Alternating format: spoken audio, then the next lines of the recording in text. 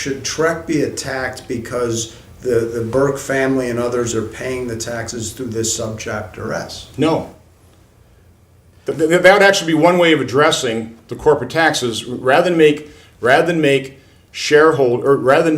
customers and employees pay the corporate tax, why don't we make the owners? And that's really what a subchapter S and LLC structure does. Now, trying to convert that system into large corporations is pretty complex. It gets pretty complicated, but I think that's a pretty good model. I mean, you got to understand. If again, I don't know, I have no idea what their tax situation is. I'm just responding to LLCs and subchapter S's in general.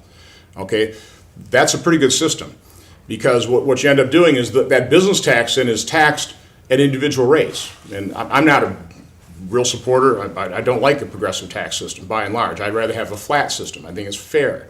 But if you like a progressive tax system, that's the perfect way, I guess, to tax corporate profits because you're taxing those at progressive individual rates. And just so I understand, your corporation, which you're still It was an LLC. It's an LLC, and then so you pay a personal. Yeah, those business, and let's call them business earnings, get directly attributed to the shareholders.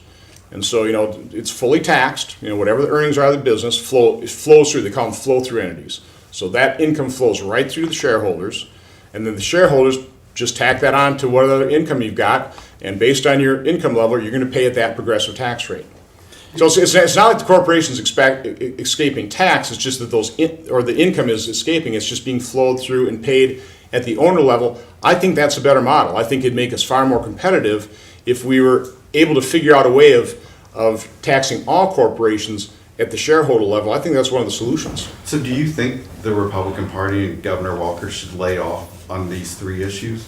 I think they're far better areas to address. And from my standpoint, we ought to be talking about, I'll repeat myself, how do you make Wisconsin a more attractive place for risk-taking, business investment, business expansion? And so you look at, again, conceptually, this isn't real hard. And what you have to look at in terms of making yourself more competitive is pretty basic. What's your tax system?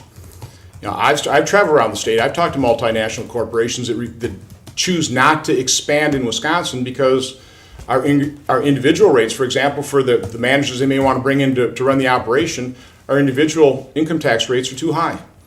They'd rather go to Texas.